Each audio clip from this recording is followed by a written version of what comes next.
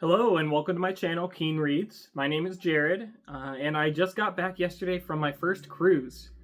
My wife and I and some of my friends took a cruise from Los Angeles down to the Pacific coast of Mexico and then back.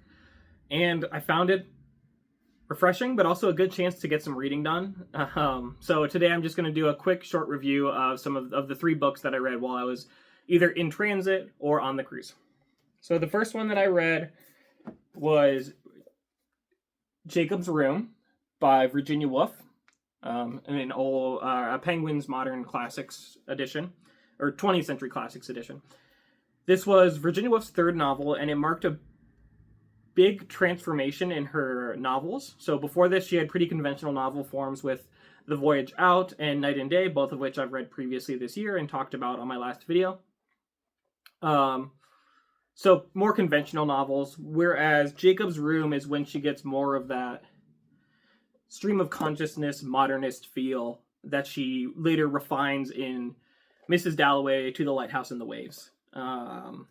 So this is her first book, I would say, that's really falls into modernism, and was, from what I can tell from reading her biography as well as other things around this period, a very important book when it comes to pushing modernism and that form of writing, stream of consciousness, kind of thoughts flowing into the modern era, or the modernist era.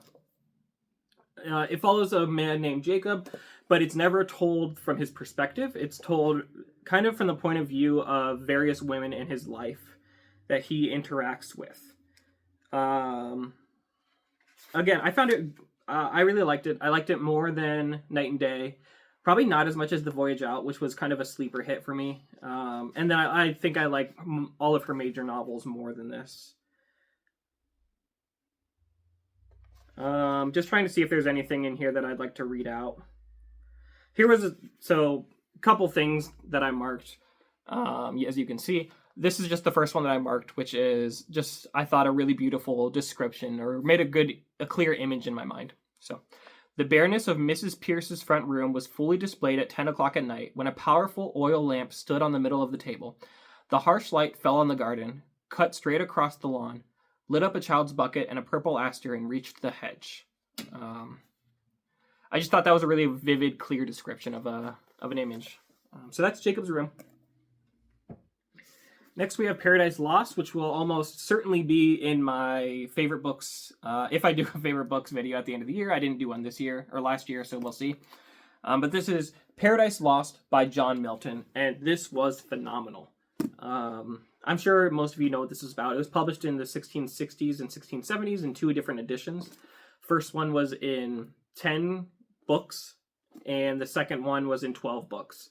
I believe the content was pretty similar between them, but this was published, this is the 12-book edition. So I just read one book every day and read it over 12 days. And like I said, it's an epic poem, as you can see from the writing, or from this image, that details the fall of man retells, I guess, the first couple chapters of Genesis.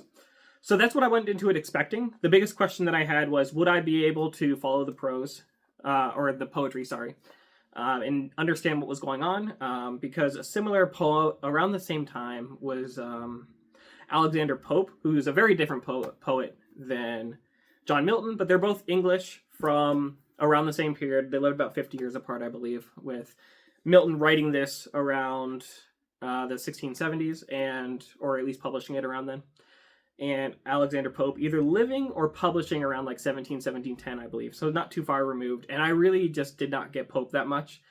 I remember there was quite a few little witticisms that I pulled out of his work, or kind of phrases that I hear used today. But overall, there weren't a lot of poems in and of themselves that I'm going to see myself going back to, more along the lines of just different parts. That was not the case with this. I had to resist the urge to just mark entire books to reread, because I figure at that point, if I find multiple books that I just want to reread, I might as well just reread the whole poem. And again, my understanding of what this was about was the fall of man. I did not know the extent to which it would go in before, during, or after the event. a little bit of spoilers here. Actually, I'm going to tell you essentially the plot of the novel. But if you've read the Bible, you know what this is, because it essentially details the entire narrative of the Bible, which I thought was surprising.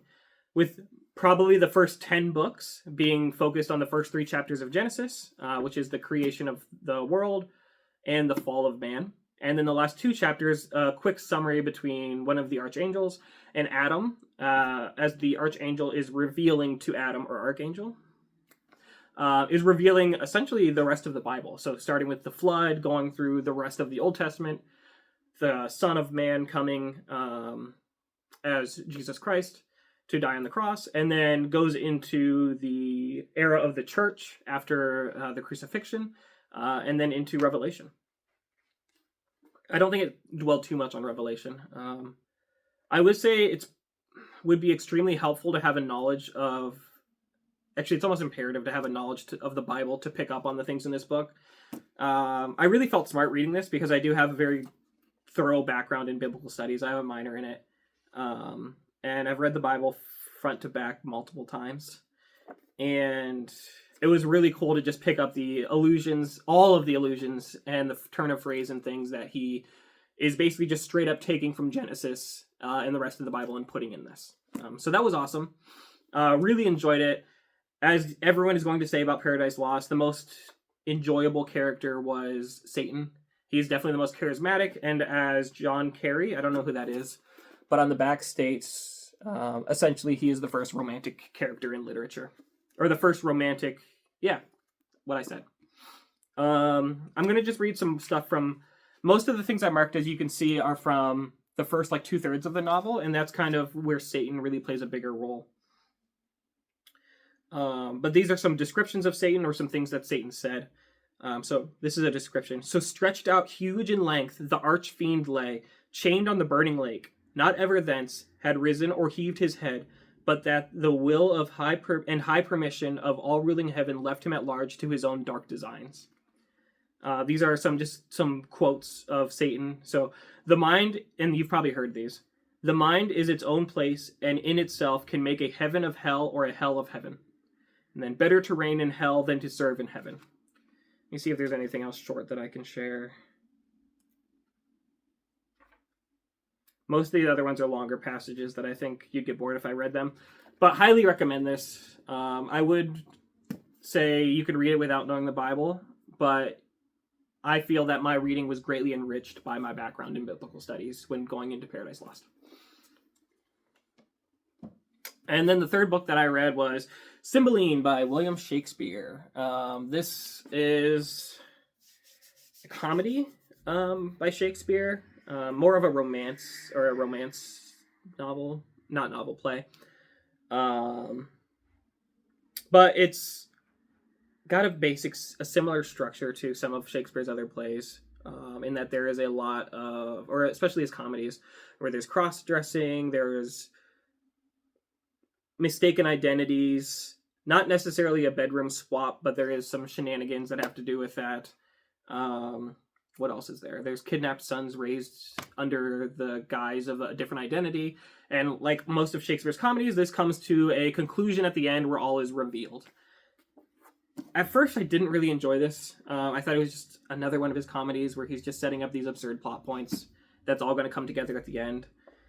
But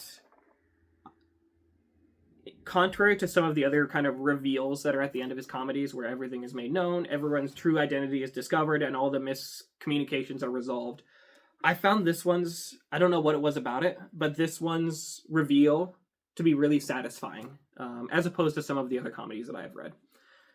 So that's Symbolene. I would probably rank it in the middle of the pack for Shakespeare's I've read, maybe the upper middle. I gave it 4 out of 5 stars. But my Goodreads stars don't really, if you made it this far, I'm just going to ramble a little bit. My Goodreads stars don't really mean much, so if you do follow me on Goodreads, don't put too much stock into it. I rarely ever rate anything less than a 3 out of 5, but that's because mostly of what I read is classics.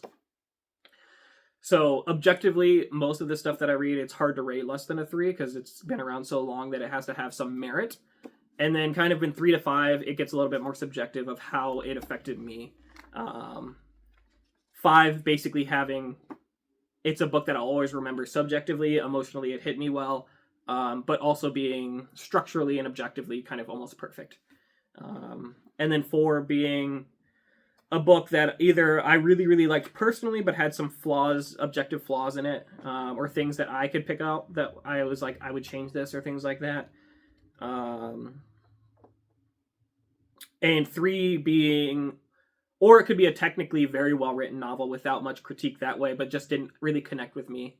And then 3 being, usually I didn't really connect with it too much, but I can entertain or I can see the merit by which it is held in well regard by others.